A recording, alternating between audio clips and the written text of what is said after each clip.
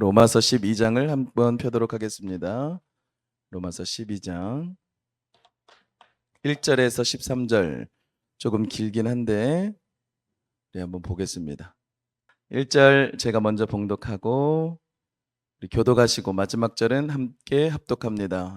로마서 12장 1절 제가 먼저 봉독하겠습니다.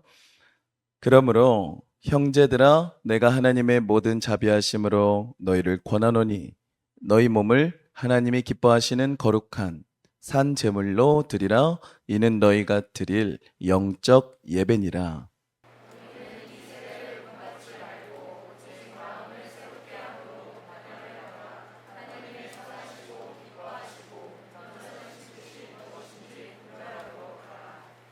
내게 주신 은혜로 말미암아 너희 각 사람에게 말하노니 마땅히 생각할 그 이상의 생각을 품지 말고 오직 하나님께서 각 사람에게 나누어 주신 믿음의 분량대로 지혜롭게 생각하라.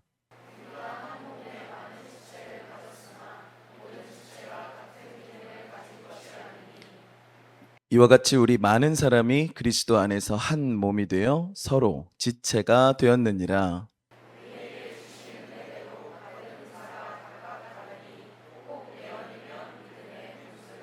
혹 섬기는 일이면 섬기는 일로, 혹 가르치는 자면 가르치는 일로,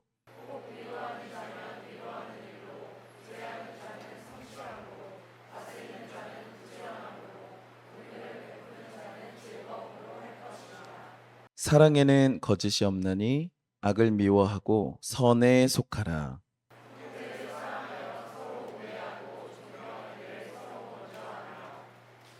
부지런하여 게으르지 말고 열심을 품고 주를 섬기라.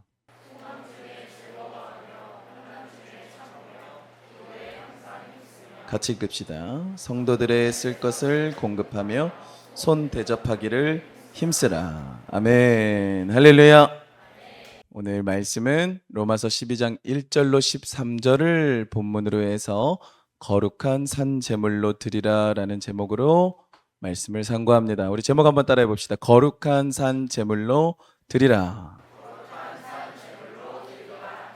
지난주 말씀은 온전한 11조를 드리라였는데 저는 항상 하나님이 성령으로 담임 목사님과 연동을 시켜주시는 것에 감사하고 있죠. 여러분, 제가 부족했던 설명은 담임 목사님이 1부, 2부 때 항상 해주세요. 그러니까 여러분들께서 오후 청년 예배만 오지 마시고 꼭 우리 어른들, 여러분 성인들, 성인 기독교인들은 주일 오전 예배가 가장 중심입니다. 왜냐하면 이 교회의 모든 신학적인 부분, 또 목회의 그런 조직적인 부분, 그 다음에 사역적인 부분들이 다 담임 목사님을 중심으로 해서 당회, 장로님들과 함께 기도하고 말씀을 보고 결정하는 대로 돌아가고 있기 때문에 담임 목사님의 설교를 듣는 사람은 이 교회는 이렇게 예수님을 믿고 있구나, 말씀을 이렇게 따르고 있구나라는 것이 감이 와요. 중고등부 청년부 때 부서 예배만 드리다 보면 그것이 단절이 되어 있어요. 우리 교회는 왜 이래? 장로님들은 왜 이래? 권사님들은 왜 이래? 나는 우리 교회랑 안 맞는 것 같아. 그래서 여러분, 신앙생활의 중심은 항상 질서적인 측면에 있어서 담임 목회자의 방향성을 부교역자들이 따르고요. 그러니까 이런 곳에서 하는 설교들도 담임 목사님께 컨펌을 받고 여쭙는 그런 일들이 있어요.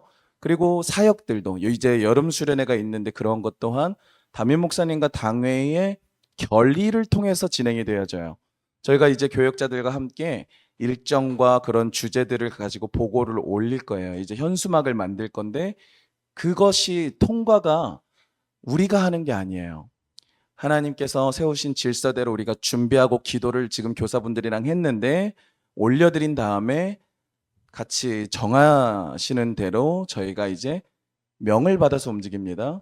그러니까 이게 어떤 원리에 입각하는 거냐면 요즘 주중 예배를 잘 오시는 분들은 잘 알 텐데 전도 축제 때부터 제가 계속 강조해 주는 게 뭐예요? 추수하는 주인에게 청하여 일꾼을 보내주소서 하라.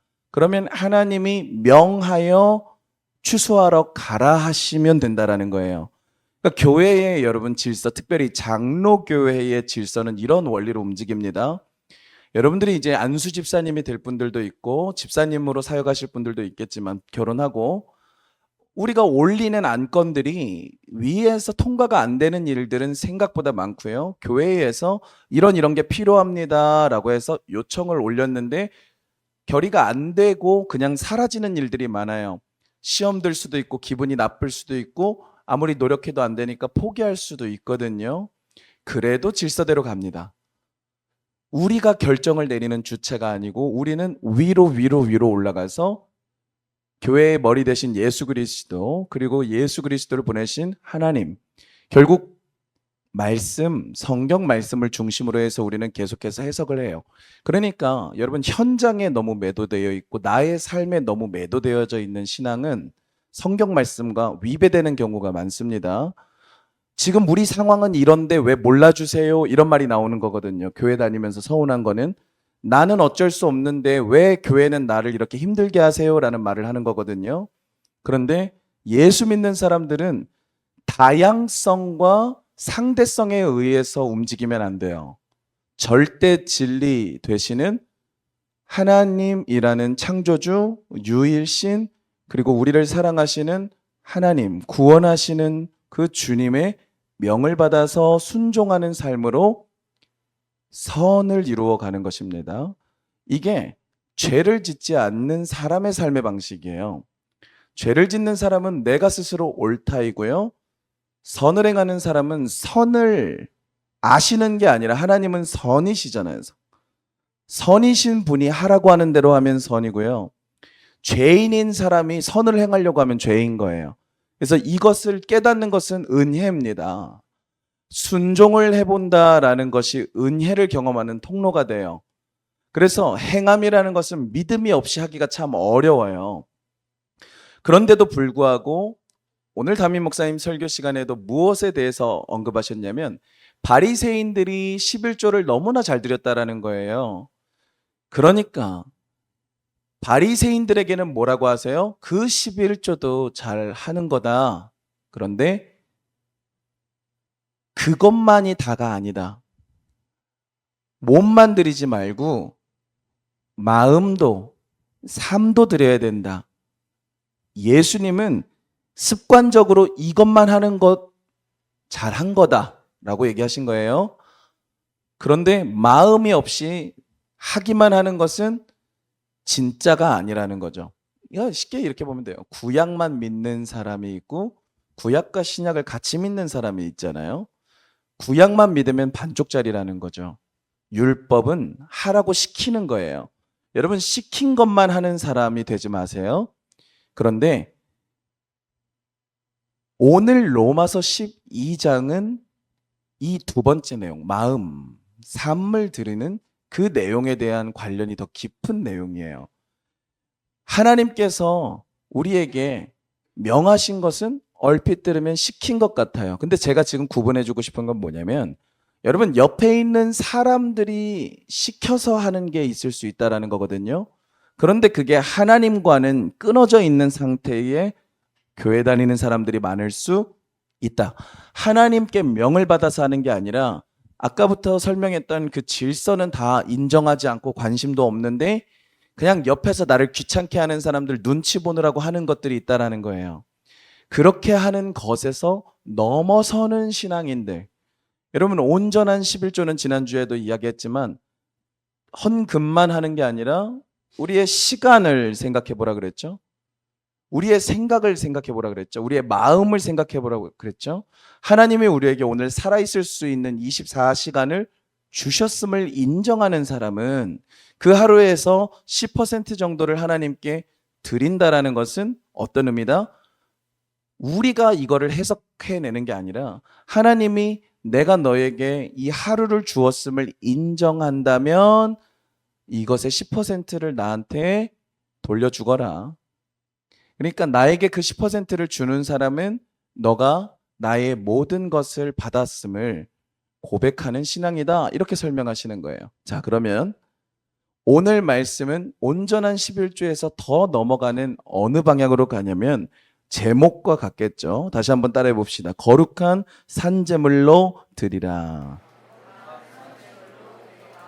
자, 하나님이 중요한 것은 우리의 물질만 받기 원하시는 게 아니라는 것을 신약 성경에서 드러내 주신 거예요. 예수님이 먼저 말씀하신 거예요. 돈 갖다 바쳐, 이게 세금 징수가 아니라는 걸 얘기한 거예요. 그러니까 하나님의 것이야. 하나님의 것. 우리가 우리 거를 뺏기는 걸 세금이라 그러는 거예요. 세금은 우리 거야.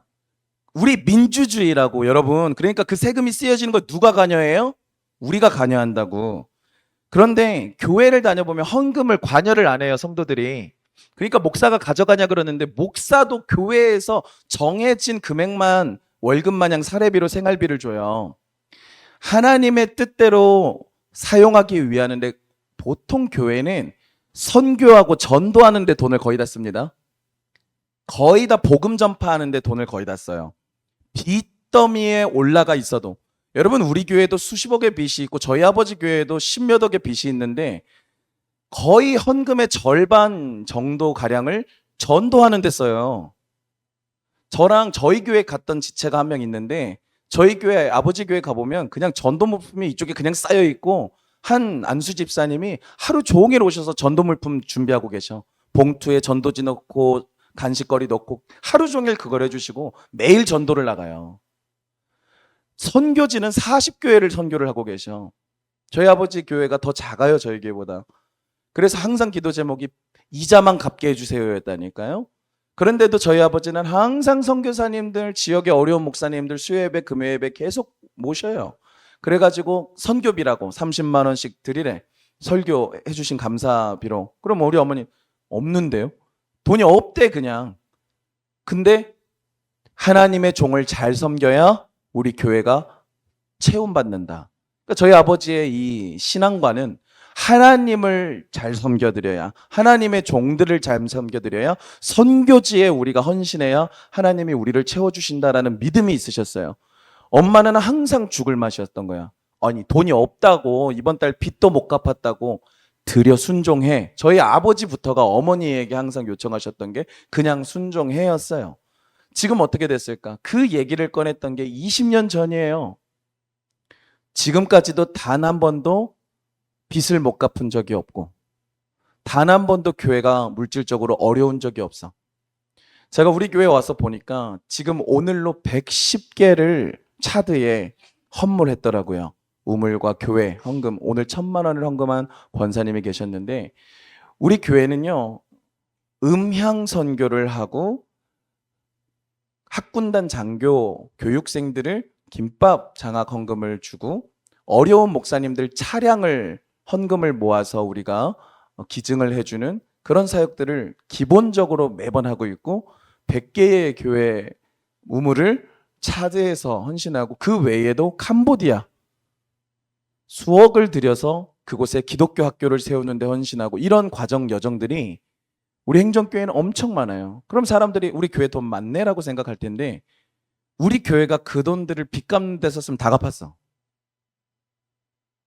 그런데 우리는 우리가 먼저가 아닌 거예요. 우리 주머니를 먼저 채우는 게 아니라 우리가 거저받은 이 복음, 거저받은 예수님을 통한 이 구원을 아직 이 복음을 듣지 못한 다른 사람들이 들을 수 있도록 하는 데에 우리가 하나님께 드린 헌금이 쓰여지게 하자. 이 방향이 제일 강했던 거예요. 이건 목회자마다 교회마다 방향성은 다르겠죠. 저는 내실을 다지는데 이러한 물질을 사용하는 걸 좋아하는 사람이에요. 대를 이어서 신앙의 명가가 되게 하는데 하나님의 물질이 거룩하게 쓰여지면 좋겠다. 왜냐?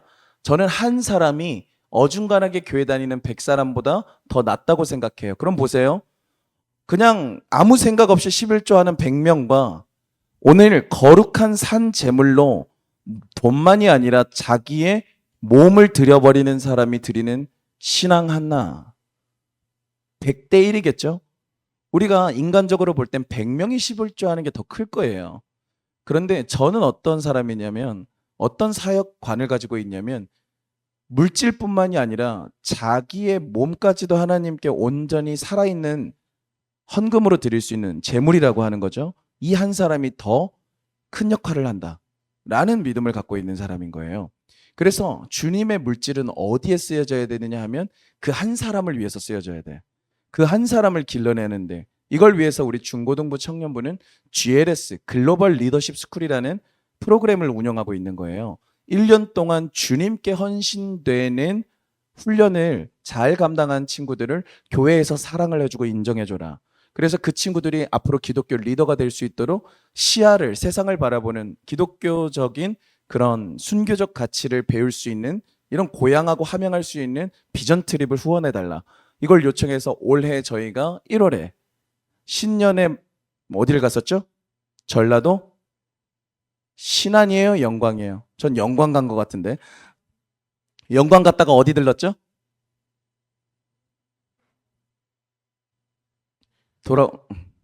요즘 제가 질문하는 게 좀 힘들어요. 답이 안 들어와가지고.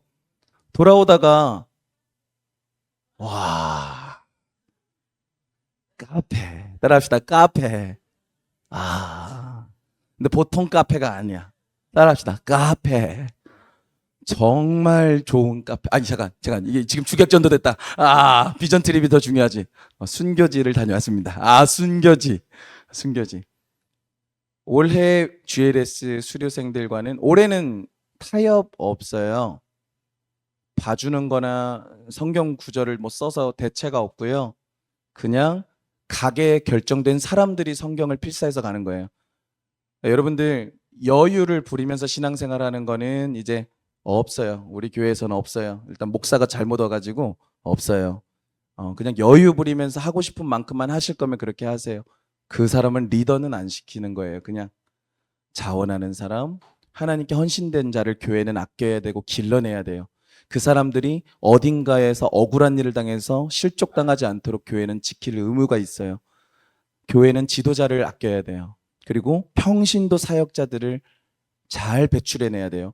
우리 교회 사람들이 언젠가는 다른 교회로 이사를 가든 결혼을 하든 옮겨갈 수도 있어요. 그런데 그 교회에서 선한 영향력을 끼치게 해야 돼요. 행전교회 출신들은 환영받아야 돼. 뭐 더 좋은 거는 결혼해서 다 우리 교회로 들어오면 더 좋지. 할렐루야. 그거는 뭐 여러분들이 잘해야 돼. 여러분들이 믿음이 더 좋으면 당연히 여러분들이 우리 교회가 더, 우리가 가정을 꾸리고 자녀들을 기르기 좋아. 이런 확신을 줄 수 있겠죠? 지금 핸드폰도 동의하는 건가요? 시리가 얘기한 거예요? 핸드폰도 동의하잖아. AI도 동의한다니까?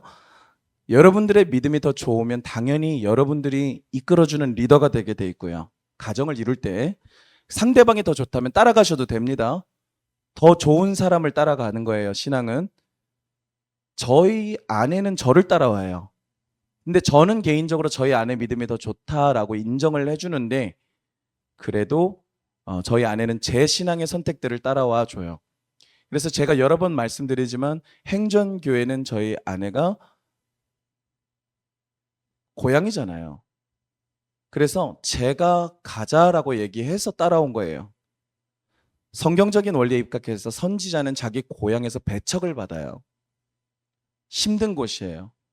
그러나 여러분들 어떤 것이 더 중요하냐는 거예요. 내 상황, 나의 상태, 나의 여건이 중요한 것이 아니라 내가 위에서부터 하나님, 내가 섬기는 하나님에게 명받아서 순종하는 방향대로 내 삶을 선택할 수 있다면 저는 그것을 신본주의라고 부르고 싶어요. 그러니까 오늘 우리가 이렇게 상고하고자 하는 거룩한 산 제물로 드리라는 것은, 여러분, 위에서 내려오는 그 하나님의 뜻을 받아들일 수 있는 자세를 의미하겠죠. 여러분, 하나님은 우리에게 우리 자신 전부를 원하심을 기억하시기 바랍니다. 하나님 마음대로 우리를 빚어가기 원하신다면 내 손가락 하나만 하나님이 갖고 계시면 될까 안 될까? 내 10만 원만 하나님이 갖고 계시면서 나에게 나는 너를 아름다운 그 한 사람으로 만들어줄 거야 라고 하실 수 있을까 없을까? 없다라는 거죠. 물질만 드리고 그냥 시간만 드리면서 나의 마음은 조금도 드리지 않고 오늘 거룩하지 않으면서 하나님께 나를 받으세요. 똥 묻히고 하나님한테 나 너무나 하나님 받았으면 좋겠어요. 이렇게 말하는 경우들이 많다. 여러분, 그러면 그냥 몸만 들여서도 안 되는 거죠. 오늘 제목 가지고도 설교가 끝날 수 있어요. 거룩한 산제물. 하나님께 드려야 되는데 구약 시대에는 여러분 죽어 있는 제물을 가지고 드렸어요.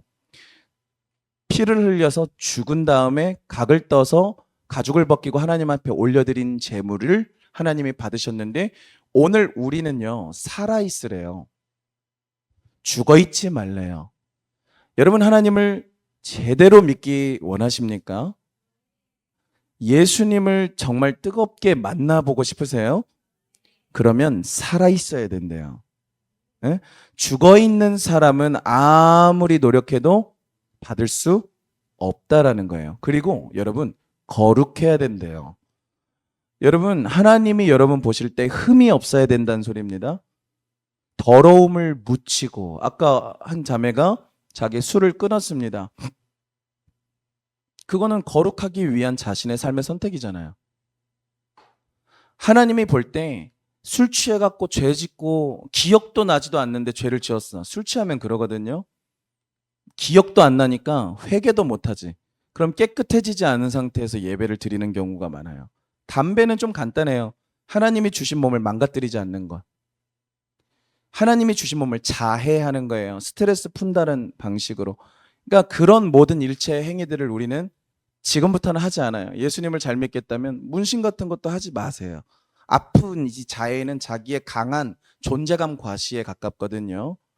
근데 죽은 자를 새기지도 말라 그랬고요. 사람을 기념하기 위해서 새기지도 말라고 성경엔 기록돼 있어요. 그래서 어지간해서 저는 돈 많이 벌어서 지우라고 얘기들을 많이 해요. 기독교 문화가 아니더라도 사회적인 풍조 자체가 미국같이 완전 오픈 마인드 이런 데가 아니면 막 헤비메탈이 막 충만한 막 이런 가죽 라이더 자켓, 팔리 데이비슨 타고 다니는 약간 이런 분위기들 아니면 그냥 나쁘게 봐요. 일본은 목욕탕 자체를 못 들어가게 돼 있죠. 문신한 사람들이. 우리나라 사람들이 해나라고 해명을 해도 못 들어가게 하는 관광 사례들이 많아요. 우리나라 사람들도 당연히 도박하는 애들, 일수꾼들, 약간 이런 이미지, 사기꾼들, 막 이런 이미지들이 많아요. 일진 애들. 그러니까 예전에 했던 것들은 우리가 어쩔 수 없지만 앞으로 우리가 교회 다니는 사람들과 함께 어우러져 살아갈 때에 괜히 나쁜 선입견에 의해서 피해당하는 일이 여러분들에게는 없었으면 좋겠다라는 거예요. 왜냐하면 여러분들은 거룩한 산제물로 하나님께 드려져서 선하신 하나님의 명령을 따라 살아갈 거룩한 하나님의 백성이요 자녀들이 되었으니까요. 할렐루야. 그러니까 오해당하고 살지 않았으면 좋겠다. 여러분들이 괜히 사람들에게 억울하게 미움받지 않았으면 좋겠다. 여러분들은 좋은 사람으로서 좋은 모습만 사람들에게 보여지고 인정받았으면 좋겠습니다. 자, 그러면 이제 본문으로 들어갔으면 좋겠어요. 오늘 본문 1절 같이 한번 읽어봅시다. 시작. 그러므로 형제들아 내가 하나님의 모든 자비하심으로 너희를 권하노니 너희 몸을 하나님이 기뻐하시는 거룩한 산제물로 드리라. 이는 너희가 드릴 영적 예배니라. 아멘. 구약이나 신약이나 하나님은 우리에게 드리라라는 말씀을 강조하세요. 드리라.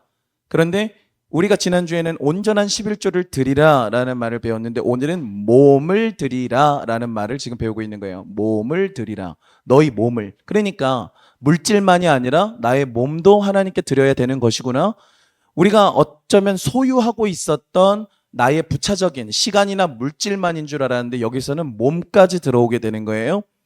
사도 바울은 그런데 그냥 드리라라고 하는 게 아니라 여러분들 성경은 꼼꼼하게 읽어야 될 때가 있는데 맨 처음에 보면 그러므로 형제들아 그럼 뭐가 있다라는 거죠. 내가 하나님의 모든 자비하심으로 너희를 권하는 거예요. 권한다라는 것 자체가 명령에 가까운 표현이에요. 좋은 말로 할 때 들어야 된다라는 표현에 가까운 거예요. 이거를 진짜 중요하게 여겨야 된다라는 건데 이거는 이미 하고 있는 사람이 하지 못하는 사람에게 끌어주기 위한 가르침이에요. 하나님의 모든 자비하심으로 따라합시다. 하나님의 모든 자비하심으로. 이 표현이 지금 마음에 와닿는 사람이 있어요? 이게 와닿아야 그 뒤에가 돼요.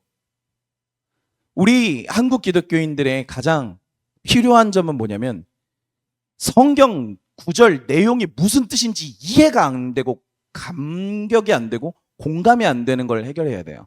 물음표에서 다 끝나. 그런데 물음표도 아니야. 그냥 점점점으로 다 끝나. 아니 점점점도 없어. 그냥 공란이야. 여러분, 모든 자비하심으로 너희를 권하는데 너희를 위한 모든 자비하심이 뭐예요? 멍할 사람 많을걸요? 우리는 그냥 하나님이 기뻐하시는 거룩한 산재물로 우리 몸을 드리라에만 꽂혀서 내가 뭘 드려야 될까? 아니요. 사도 바울은 모든 하나님의 자비하심으로 너희에게 명령하는 거야. 그러니까 중요한 건 자비하심이에요.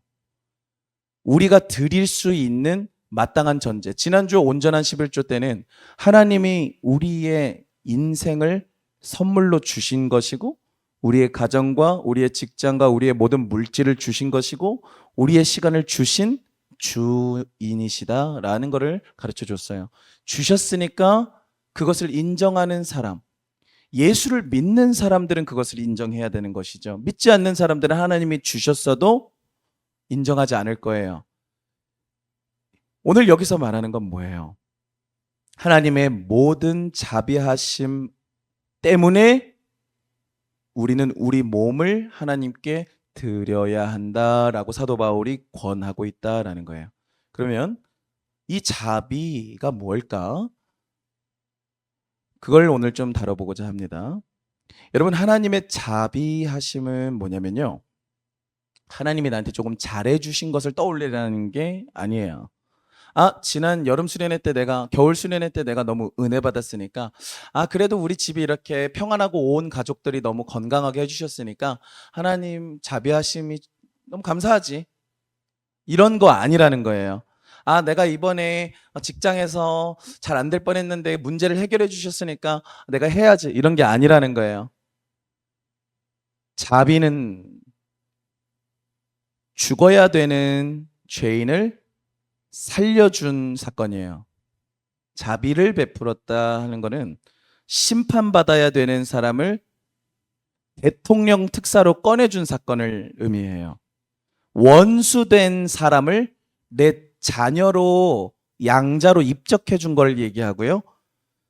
자비라는 것은 정죄, 얘는 쓰레기야 라고 사람들이 버렸던 사람을 데리고 와서 너는 깨끗하고 아름답고 소중한 사람이야 라고 의롭다 칭의해 주신 것을 의미하는 거예요.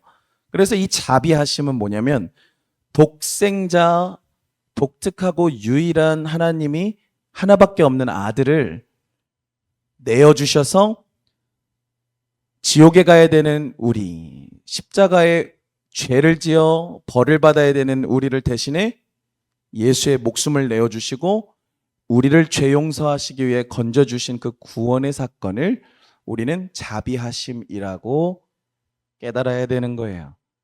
그러니까 하나님의 모든 자비하심으로 말미암아 우리는 어떻게 해야 되는 거예요? 명령을 받아야 되는 거예요.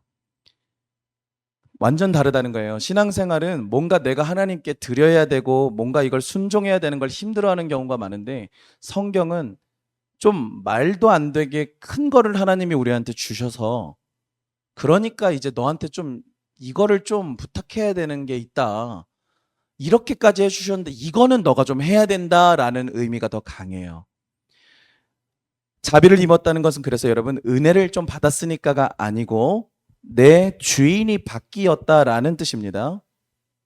하나님의 모든 자비하심으로 아까 얘기했던 그 예수 그리스도의 구속을 통하여 우리가 소속이 바뀌었으니 너희에게 권하노니인 거예요. 전에는 사탄의 것이요 죄의 것이었는데 이제는 하나님의 것이요 예수의 것이 되었기 때문에 이제 너는 이렇게 살아야 된다. 이거를 지금 사도 바울은 권하고 있는 거예요. 그러니까 여러분 성경은 그냥 훅 지나갈 때가 있어요. 기본적으로 담임 목사님 오늘 말씀하신 것처럼 계속 읽는 건 꾸준히 해야 돼. 그런데 이렇게 꼼꼼히 파고들고 성경에 정말 무슨 의미인가를 연구하는 건 목사들이란 말이죠. 우리가 드리는 예배는 이 말씀의 뜻이 정말로 어떠한가를 우리가 잘 주의 깊게 들어서 그것을 실천하는 데 옮기도록 그리고 그렇게 우리의 삶을 맞추도록 기도하는 시간인 거야. 그렇게 되어야만 하나님께 영광을 돌리거든요.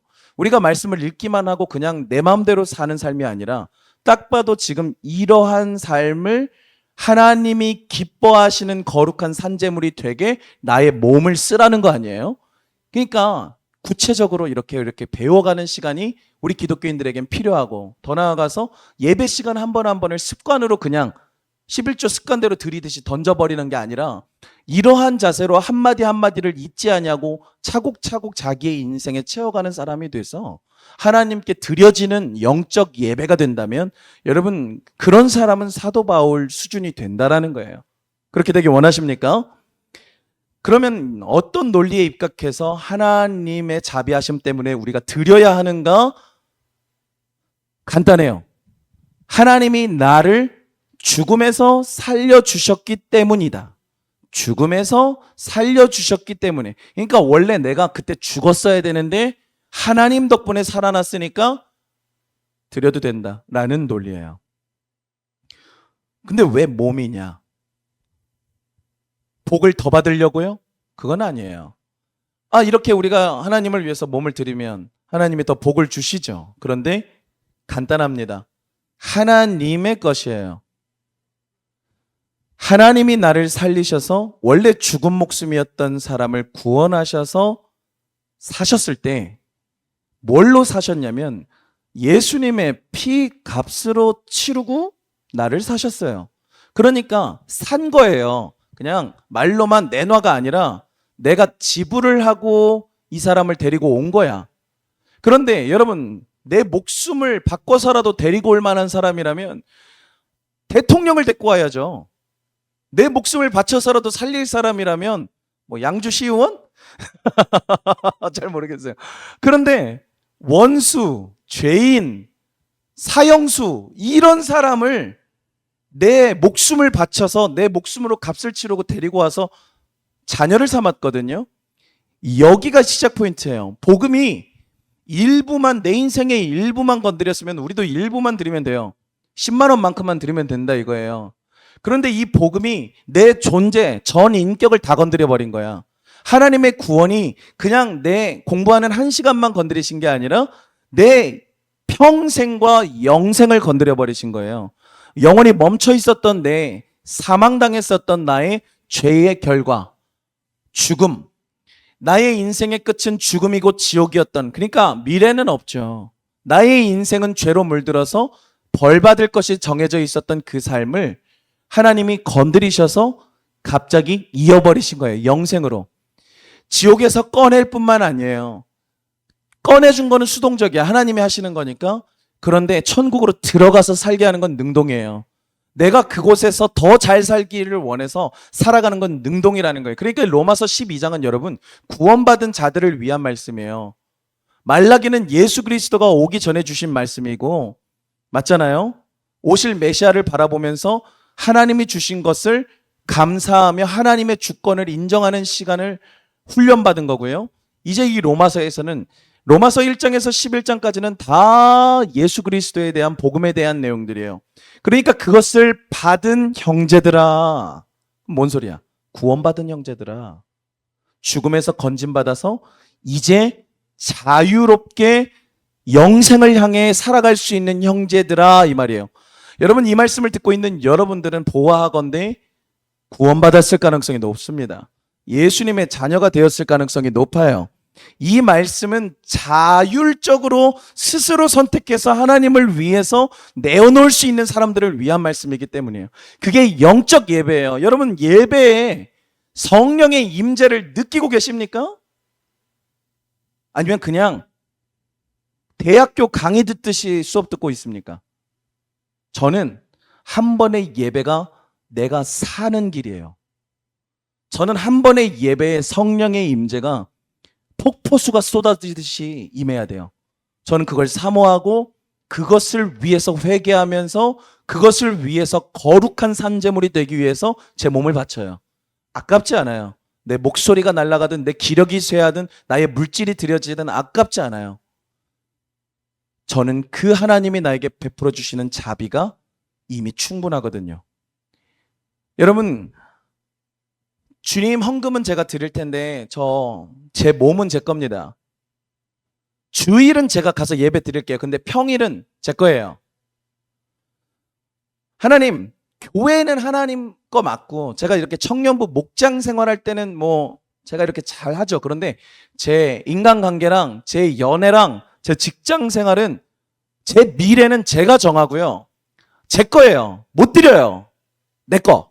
11조만 갖고 떨어지세요. 이런 신앙생활이 생각보다 많다라는 것이에요. 왜 그럴까요? 왜 이렇게 고백할까요? 간단해요. 영적인 예배를 경험하지 못해서 그래요. 이렇게 거룩한 산 제물로 나의 몸을 드려본 사람만 경험하는 게 뭐야? 이는 너희가 드릴 영적 예배예요. 여러분, 하나님과의 관계가 없는 사람이 얼마나 하나님을 사랑할 수 있을까? 그래서 여러분, 여기서부터 중요해지는 게 뭐냐면 문자적으로 복음을 받아들이는 그 수준을 넘어서야만, 뭔 소린지 알겠어요? 이성적으로 내가 예수님을 믿습니다. 지성적으로 예수님을 믿는 신앙 수준을 넘어서서 내 삶으로 예수를 믿는다는 것을 증명해 나가는 거룩한 산제물이 되는 드림이 시작돼야만 영적인 예배 속으로 들어간다는 걸 기억하시기 바랍니다. 그런데 그것조차 여러분, 그러니까 이 신앙은 배워야 되는 게 많아요. 우리가 은혜 받는 시간이라고 생각할 게 아니라 드릴이에요. 따라합시다. 드릴. 그러니까 여러분, 예배를 하나님이 받으시는 예배가 있고 드리는 거니까 이러한 삶을 우리는 뭘 추구해요? 이렇게 깨끗하게 살아서 하나님께 은혜 받고 복 받으려고. 아니라니까요. 이렇게 해야 되는 이유는 하나님께 드렸을 때 받으시는 예배가 되게 하려고 이걸 한다라는 거. 이해되시면 아멘. 11조만 하는 사람들은 저게 안 돼요. 마음이 들어가 있지 않은 사람은 저는 저게 안 돼요. 하나님의 모든 자비하심, 지옥에 가야 되는 나를 살려주신 그 하나님의 사랑, 예수 그리스도의 십자가 피 흘리심을 통하여 나의 죄값을 대신 치르시고 나를 값주고 사신 그 자비하심으로 명령에 순종하여 나의 몸을 하나님이 기뻐하시는 거룩한 산제물로 드리는 예배 시간 되기를 바랍니다. 그걸 위해서 우리는 일주일을 준비하는 거예요. 주일 예배에 주님 되시는 예수님을 예배하는 거거든요. 예수님의 날, 주님의 날, 영어로 Lord's Day예요. 그러니까 일요일이라고 표현하면 안 돼요. 일요일은 Sunday예요. Sunday, S-U-N, 태양의 날. 옛날 로마 시대 아폴로 신의 날이에요. 아폴로 신이 로마 시대 때, 예수님 시대 때 제일 일장이었어. 그 날이 제일 유명한 날인 거야. 그러니까 제일 센 신이 그 나라에 일요일을 가져간 거야.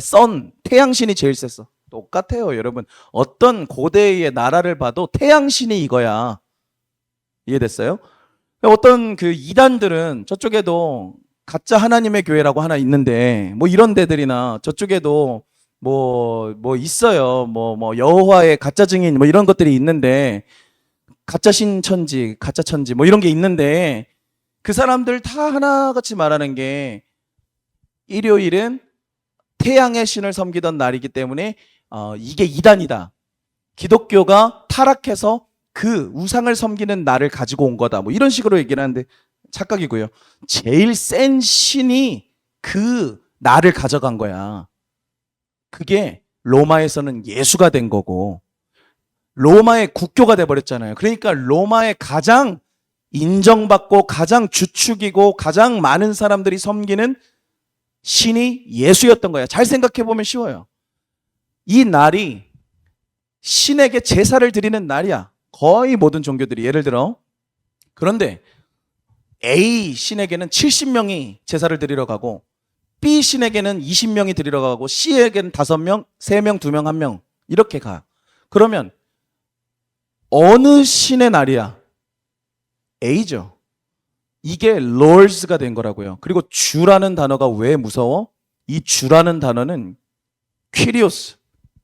이거는 주는 로마의 황제를 일컫는 말이에요. 주님. 그런데 기독교의 예수가 로마의 황제만 쓸 수 있는 칭호를 가져가서 그날의 주신이 되었다. 주일의 신이 되었다. 여러분, 이건 로마 황제 이상의 권위를 예수에게 준 사건이에요. 이해되시면 아멘. 이때부터 우리가 알고 있는 천주교회가 시작된 거예요. 제대로. 카톨릭이 이때부터 제대로. 그래서 로마 카톨릭이잖아. 지금도. 지금은 우리는 개혁 신학이에요. 뭐 이 이후의 내용을 더 알려주기에는 닭갈비를 먹어야 되기 때문에 우리가 좀 더 커트를 해야 돼요. 오늘 말씀은 좀 정리를 하고 다음 주에 이어서 살 테니까 여러분들이 오늘 말씀 들은 내용들 잘 기억하면 좋겠어요. 온전한 11조? 애초에 뺏기는 거라고요? 아니, 만약에 나에게 주어진 모든 것이 하나님이 주신 선물이었다면 하나님이 나한테 뺏긴 거죠. 다른 사람한테 주어도 되는 선물을 나한테 주신 거죠. 그것을 내가 받은 다음에 입을 싹 씻는 것이 우리의 불신앙일 수 있다. 특히 우리 예수 믿는 사람들에게는. 그런데 오늘 말씀은 더 나아가서 그것만이 아니라 너의 몸도 드려라. 그리고 그 이유는 뭐예요? 우리가 처음에는 이런 복을, 물질을 주셨으니까 11조를 드려라라고 했다면 이번에는 자비하심. 따라합시다. 자비하심. 자비하심은 죽음에서 살리신 사건을 의미한다 그랬어요. 내 목숨을 살려주셨으니까 이 죽을 몸이었던 내 몸은 내 거가 아니에요. 어차피 난 끝났을 인생이니까. 그래서 아까 간증했을 때 처음 하나님을 만나서 내 인생은 완전히 새롭게 되었어요. 이런 고백들은 자연스러운 거예요. 그 전에는 나는 어떻게 살았는지도 모르겠어요. 그런데 예수를 만나고 나는 살아났어요. 여러분 이 체험을 이번 여름 수련회 우리 모두가 하게 되기를 소망합니다. 성령 세례를 받으라. 따라합시다. 성령 세례를 받으라. 여러분 성령은요 하나님이세요. 똑같아. 그러니까 하나님, 예수님, 성령님은 삼위일체로 본질이 동등하신 거예요. 그런데 그 위가 다른 거예요. 위치. 하나님 아버지, 아들, 성자 예수님, 그 다음에 성령, 보혜사 하나님. 이 세 위, 삼위는 위치를 얘기하는 거예요. 그래서 질서야 하나님은 한 분이시고 조금도 누가 더 높고 낮음은 없어. 그러나 질서에 따라서 예수님은 아버지 하나님 성부의 명을 받아서 나오시고 성령 하나님은 성부와 성자의 명을 받아서 나오시는 거야. 그럼 우리는 누구의 명을 따라야 돼요? 성령의 명을 따라야 예수님 말씀을 순종할 수 있는 거고 하나님 명령에 순종할 수 있는 거예요. 이해되세요? 이거를 경험하는 게 영적 예배다 이거예요. 몸 머리로 이해를 하고 내 감정으로 이걸 느껴보려고 하고 될 수가 없다. 기독교의 모든 것은 성령이 우리를 감화시키고 감동시키고 깨닫게 하시고 깨트리시고 변화시키시는 거예요. 그래서 2절 같이 읽읍시다. 시작. 너희는 이 세대를 본받지 말고 오직 마음을 새롭게 함으로 뭘 받으래요? 변화를 받아. 근데 새롭게 한다는 것 자체가 리뉴얼이잖아요. 뭘로 새롭게 되냐는 거야. 죽었으니까 다시 살아나야 새롭게 되는 거예요. 그러니까 이 세대를 본받을 필요가 없지. 죽어 있는 거니까. 자비하심으로 살아났기 때문에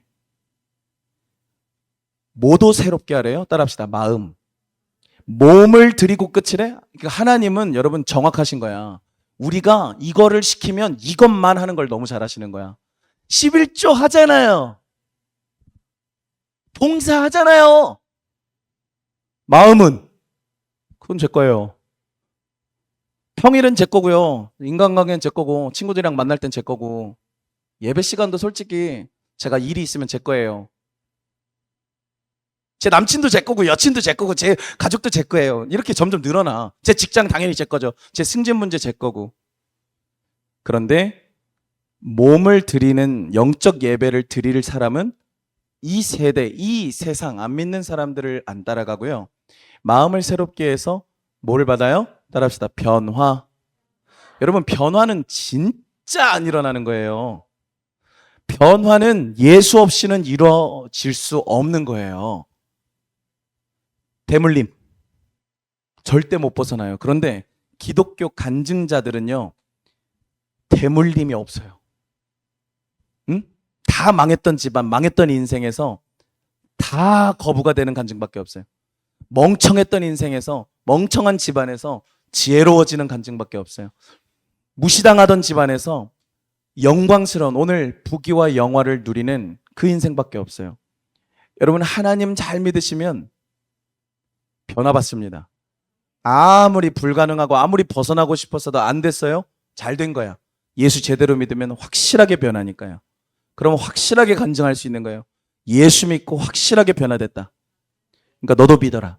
이게 되는 거죠. 여러분, 하나님 살아계십니다. 예수는 지금도 살아 역사하세요. 성령은 어제나 오늘이나 영원토록 동일하게 우리와 함께 하시는 거예요. 그러면 저 로마서 시대에 살았던 그리스도인들에게 역사하신 하나님은 오늘 우리에게 동일하게 역사하신다 이 말이에요. 한 달 후, 두 달 후, 한 달 반 남았네요. 한 달 반 후에 우리가 수련회 가잖아요. 그때까지 준비하자 이거지. 거룩한 산제물로 하나님께 드려지는 영적 예배를 드리는, 몸을 드리는 사람들. 되게 어렵다, 그죠? 그러니까 1절 다시 한번 읽어봅시다. 시작. 그러므로 형제들아, 내가 하나님의 모든 자비하심으로 너희를 권하노니 너희 몸을 하나님이 기뻐하시는 거룩한 산 제물로 드리라. 이는 너희가 드릴 영적 예배니라. 여러분, 성령 세례 받고 싶어요? 그럼 영적 예배겠죠. 영이니까 영적인 예배겠죠. 그럼 드려야 된다는 거야. 자꾸 우리는 기도할 때 주세요잖아. 하나님 도와주세요. 하나님 나도 받고 싶어요. 뭘 드렸어요? 하나님이 주신 것들은 많은데 뭘 드렸어요? 신앙에 정체가 있다면 여러분, 드리기를 멈춘 사람이에요. 그런데 왜 멈췄을까? 정확하게 2절에서 때리는 거. 2세대를 본받으니까. 친구들이 하자는 거 다 해야 되니까. 인스타에서 나오는 거 다 해야 되니까. 본받기 때문에 드릴 수가 없는 거야. 왜? 내 돈은 여기에 드려야 되니까. 내 시간은 여기에 드려야 되니까. 그런데 몸만이 아니라 시간만이 아니라 이제는 마음을 새롭게 해서 변화하라는 거예요. 그러니까 여러분, 변화를 받아서 은혜를 받을 그릇을 준비하라는 거죠. 하나님을 기쁘시게 해서 하나님이 은혜를 부어주실 수밖에 없게 하라는 거죠. 그게 2절 하반절이에요. 하나님의 시작. 하나님의 선하시고 기뻐하시고 온전하신 뜻이 무엇인지 분별하도록 하라. 아멘. 지금 이 로마서의 역사가 이루어져야만 하나님의 선하시고 기뻐하시고 온전하신 뜻이 무엇인지 분별을 할 수 있는 시작인 거예요. 시작. 여러분, 신앙생활은 진짜 깊어요. 영적인 세계는 진짜 깊다고요. 이게 시작이라고. 영적인 하나님과의 교류의 시작이고 하나님의 뜻을 이제 내 인생 속에서 분별하는 시작이라고. 그러니까 성령 사역은 반드시 해야 되는 거예요. 성령의 역사 없이는 인간이 성숙해질 수 있는 게 한계가 있어요. 전 그거를 사람 냄새 난다고 표현을 해요.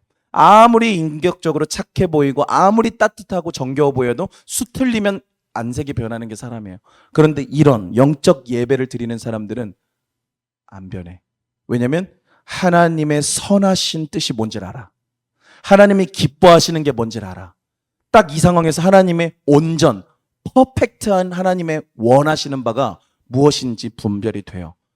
인간도 연약해서 성령 충만해도 흔들릴 때는 있어요. 그러나 이 예배를 못 드리는 사람은 분별을 아예 못하고 교회 다녀요. 무섭죠? 7, 80년 교회 다니는 게 중요한 게 아니라 한 번 예배를 드려도 저게 되는 사람이 되시기를 주님의 이름으로 축원합니다. 말씀을 맺습니다. 오늘 말씀은 우리에게 간단한 명령을 해요. 하나님이 우리를 살리셨으니까 원래 죽었던 몸이 살아난 거다. 어디에 죽었었을까? 당연하죠. 하나님 말씀에 순종하는 데 죽어 있었던 거예요. 죄를 짓는 데에 완전히 담겨져 있어서 죽음 속에 살아가던 우리의 삶. 오늘 아침에도 어떤 한 친구와 대화를 했는데 하나님을 떠나 있었던 삶. 우리가 1년 기준으로 대화를 했거든요. 어제 제자반에서. 자기 마음대로 살았대요. 하고 싶은 거 다 했대요. 즐거웠어? 아니요. 죽을 것 같이 힘들었어요. 이해가 안 가. 하고 싶은 거 다 하고 최선을 다해서 노력하고 살았는데 그래서 즐거웠어? 아니요. 괴로웠어요. 이해가 안 간다 이 말이에요. 이게 자비하심을 경험한 사람이야. 자기가 마음대로 살 때는 그렇게 괴로웠던 삶이 지금은 몸을 드렸잖아요. 마음을 하나님께 내어드렸잖아. 그런데 어떻게 돼? 괴로워? 즐거워. 기뻐요. 행복하고 살아있어요. 여러분, 이 은혜 받기 소망하십니까? 준비하는 거예요. 이번 한 주 살 때도 1, 2절 계속 묵상하고 오시고 다음 주에 이제 이하 내용 보면서 이제 수련회 준비는 이걸로 하는 거야. 그리고 나서 이렇게 살아가다가 수련회 준비 기도에 8월 들어가면 이제 금요일 철야로 드리고 그릇을 그렇게 만들어가는 거예요. 여러분, 그러니까 이제는 수련회 때 은혜 받고 지하실 갔다가 올라오고 친구랑 싸우고 언니랑 싸우고 오빠랑 싸우고 이거 아니야. 집에 가서 싸우지 말고 이제 그만. 그러니까 싸우면 터지는 거야, 여러분. 싸우면 쏟아지는 거야. 독이 깨지면 다 쏟아버리면 다시 채워야 되는 게 아니라 그 독이 메꿔질 때까지 오래 걸려요. 터진 구멍이 채워지기까지 몇 달이 걸려. 최소가 몇 달이야. 절대로 성질 내면 안 돼. 여러분, 교회 다니면서 절대로 싸우면 안 돼. 항상 있어야 되는 자리에 있으시고 절대로 싸우지 마시고 모든 사람을 품으세요. 옆 사람 쳐다보면서 비록 따라하세요. 비록 마음에 안 들긴 하지만 예수님의 이름으로 너를 품도록 하겠어. 그럼 이제 대답을 해줘야죠. 나도 너가 그렇게 마음에 드는 건 아니었지만 너그럽게 너를 사랑해 보도록 하겠어. 그리고 이제 둘이 악수하면서 손잡으면서 우리 싸우지 말자. 할렐루야. 안 싸우면 되는 거예요. 안 싸우면 돼. 누가 버럭했어. 그럼 가만히 있어. 죄송합니다. 무조건 우리 기독교인은 누가 뭐라고 하면 자기가 잘못 안 했어도 미안합니다. 죄송합니다. 잘못했습니다. 제가 더 잘할게요. 괜찮아. 그렇게 해도 돼. 쫀심 상하 괜찮아. 그래야 돼. 알겠죠? 누가 기분 나쁘게 했어. 목사님한테 일르러 와. 내가 다 들어줄게. 내가 맛있는 거 사줄게. 괜찮아. 그런데 싸우지 마. 싸우면 깨져요. 부모님이랑 싸우지 마. 말이 안 통해? 말을 하지 마. 부모님은 내 말을 듣는 분이 아니야. 들을 수 있다면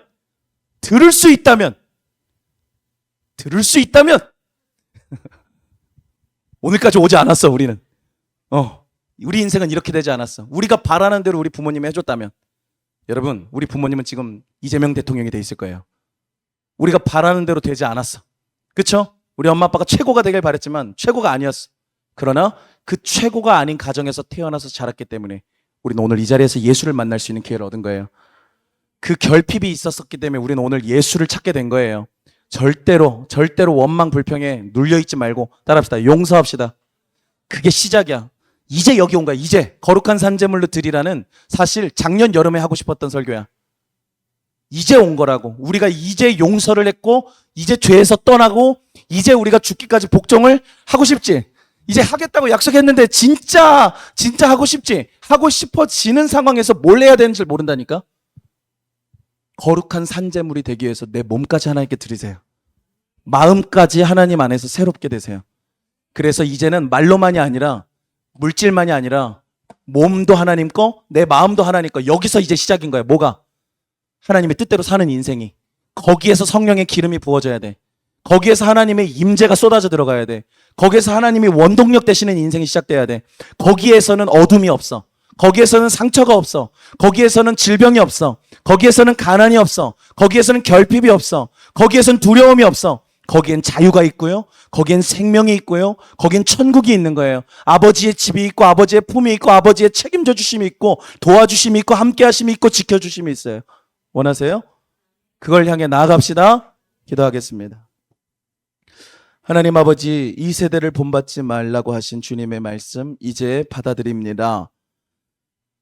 자비하심으로 말미암아 죽음에서 건진받은 우리, 죄를 짓고 벗어날 수 없는 죄악에서 자유케 되어지고 이제는 죄를 거부할 수 있는 회개와 죽기까지 복종하는 신앙을 갖게 된 우리, 하나님 이제는 더 깊이 들어가 영적인 예배로 나아가게 하여 주시옵소서. 몸을 주님께 드리고 마음을 새롭게 하여 변화받는 우리가 되기를 소망합니다. 그리하여서 하나님이 선하시고 기뻐하시고 온전하신 뜻을 우리로 하여금 깨닫는 은혜도 허락하여 주시옵소서. 수련회를 준비합니다.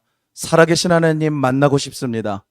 이전보다 더 뜨겁게, 더 깊이 하나님과 교제하고 돌아오는 은혜의 여름 수련회 되게 하여 주시옵소서. 우리의 수련회는 이미 시작됩니다. 영적 싸움은 이제 시작됐습니다. 마귀의 유혹과 시험에 지지 아니하고 어떤 상황에서든지 나는 하나님 거다. 난 내 인생 하나님께 바쳤다. 나는 죄 짓는데 안 쓴다. 하나님 결단할 때에 주여 기뻐 받아 주시고 영적인 예배로 들어가는 복을 수련회 가기 전에 허락하여 주시옵소서. 예수님의 이름으로 기도합니다. 아멘.